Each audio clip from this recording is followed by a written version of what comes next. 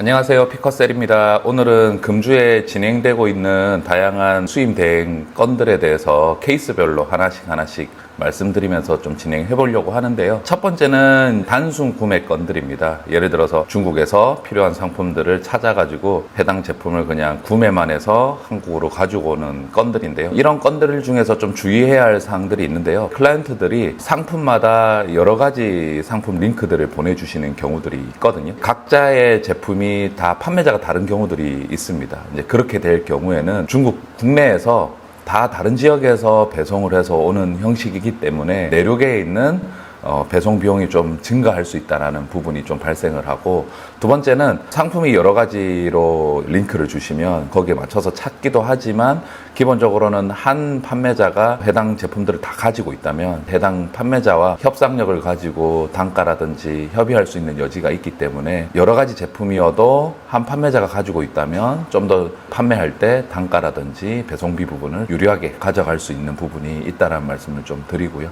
그래서 결국에는 다양한 상품들을 다양한 판매자한테 구매해야 한다면 카테고리가 동일하고 비슷한 상품들이라면 한 판매자를 찾아서 구매하는 것이 훨씬 더 금액적으로는 단가적으로는 저렴하게 가져올 수 있다는 점이 이제 이번 주에 나왔던 케이스 중에 하나고요.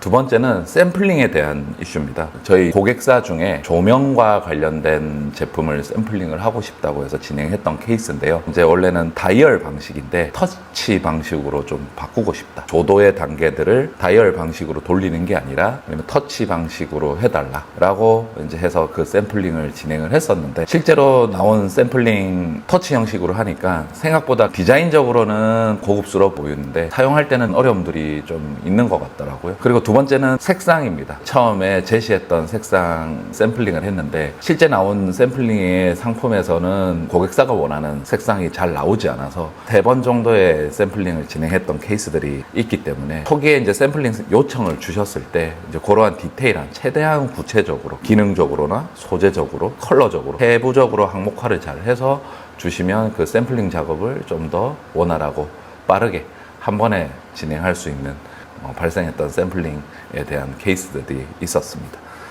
네, 발주 상품 중에 금형 제작을 해야 되는 케이스들이 있습니다. 이런 경우에는 금형 제작 단계에서부터 치수 오류나 그다음에 금형 불량에 대한 문제들이 발생을 하게 되면 양산 전체에 대한 불량이 이어질 수 있기 때문에 금형을 설계할 때 필요한 데이터나 선 파일 같은 것들을 먼저 공유를 하고 좀 진행을 해야 이제 납기도 잘 맞출 수 있고, 금형을 짤 때마다 또 비용이 발생하기 때문에 그런 부분들을 체크해야 될 것 같습니다. 그래서 금형 제품의 초기 단계부터 오류들이나 문제들이 없는지를 잘 체크해야 되고, 또 금형 데이터와 금형을 짜놓은 그 금형에 대한 소유권 관리도 중요합니다. 다른 사람들이 쓸 수 없도록 독점권에 대한 확보를 정확하게 그 계약서에 명시해야 된다는 점 참고하셔야 되고요. 그 다음에 인증 부분에서도 조금 특별한 케이스가 이번 주에 있어서 한번 말씀드리려고 합니다. 식품위생검사인데요. 기본적으로 식품위생검사는 다른 인증에 비해서 좀 더 까다롭다 보니까 식품위생검사 같은 경우에는 보통 해당 샘플에 대한 제품을 가지고 와서 인증을 하는 게 아니라 국내 모든 제품들을 다 들고 들어와서 그 해당 제품을 랜덤하게 이제 식품위생검사를 하게 되는데요. 100kg 미만의 제품들의 경우에는 간이검사라고 해서 좀 심플하게 검사를 받는 경우가 있는데, 100kg가 넘어가면 그 다음에 정식검사라고 해서 좀 디테일하게 검사를 합니다. 문제는 100kg 이상 이제 검사를 했을 때 문제가 없으면 상관이 없는데, 이제 문제가 발생하면 100kg에 들어왔던 모든 제품들이 이제 폐기해야 되는 그런 문제들이 좀 있습니다. 초기에 판단해서 이제 최초의 정식 검사로 인증받는 부분을 확보를 해야 되고요.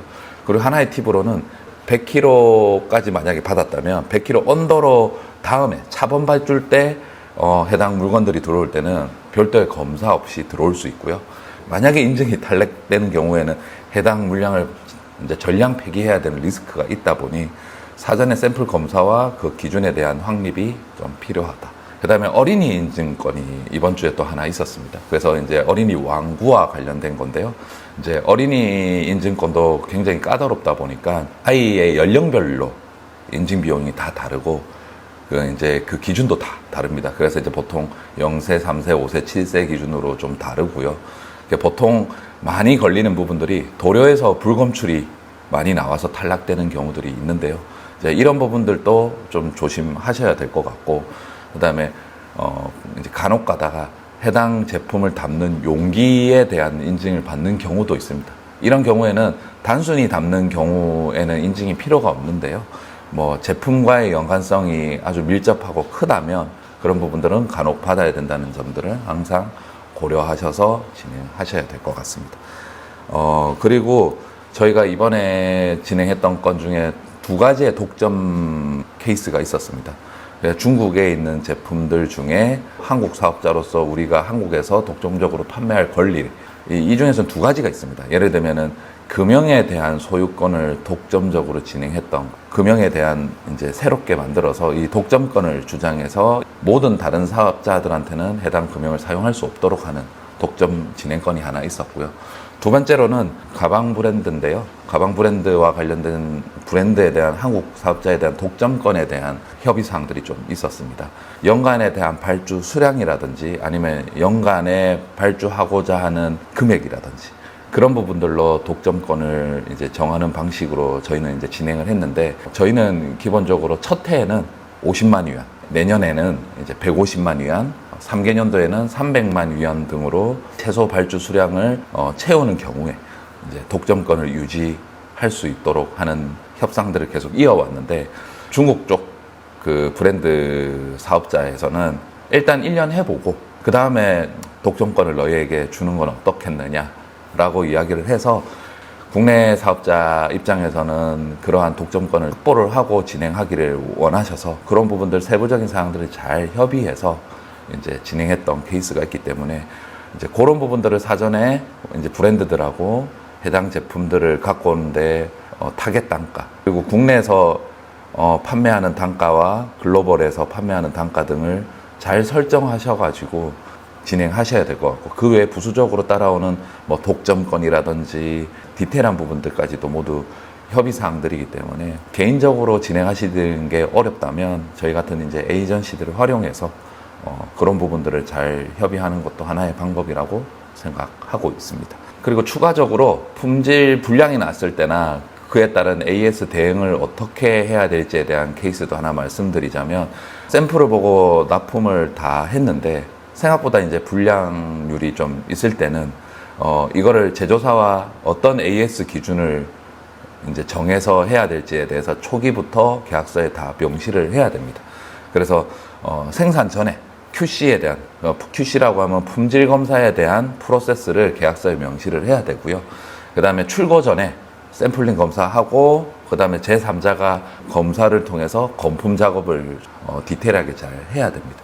그래야지만 이제 중국에서 한국으로 넘어오는 순간부터는 환불이나 이런 것들이 어렵고, 만약에 뭐 계약서에다가 명시를 해놨다도 다음 발주 때 그 부분을 좀 더 보충해서 보내주는 형식으로만 진행 가능하고, 환불 형식으로는 참 쉽지는 않기 때문에 사전에 건품을 좀 잘 해야 된다. AS 기준을 명확하게, 무상의 범위는 어떻게 되고 유상의 범위는 어떻게 되는지를 제조사와 사전 협의를 잘 해서 계약서에 명시하고 진행하는 것이 좋을 것 같습니다. 그리고 납기 지연에 대한 케이스들이 있습니다. 중국이다 보니까 생산 일정이 늦어지거나 물류 일정이 변경이 됩니다. 그런 부분들을 잘 고려해서 사전에 발주를 넣었다고 치더라도 납기가 지연되는 경우들이 있습니다.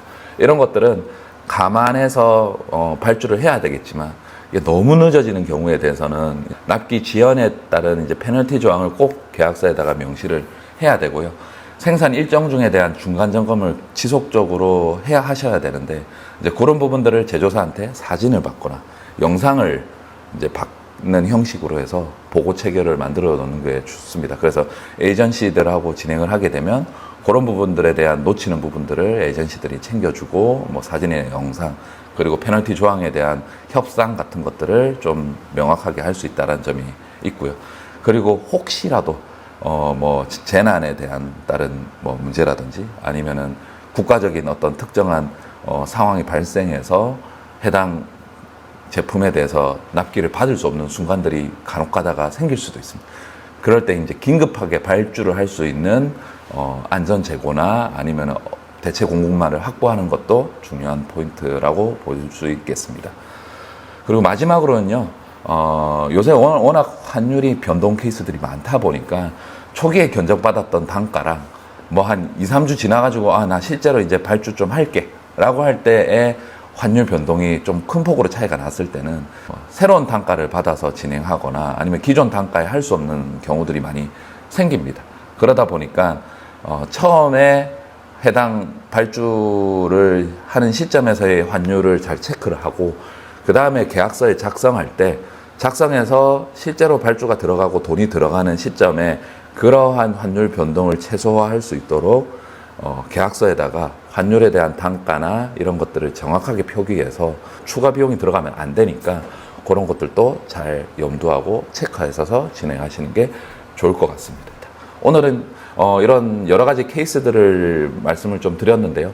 이런 케이스들을 한번 이해하시고 이런 부분들을 좀 염두해서 해봐야 되겠다 라는 차원에서 저희가 오늘 이번 주에 일어났던 다양한 케이스들을 중심으로 말씀을 드렸습니다. 궁금하신 사항이 있으면 댓글이나 이메일로 문의 주시거나 전화 주시면은 항상 저희가 답변 드릴 수 있도록 하고요.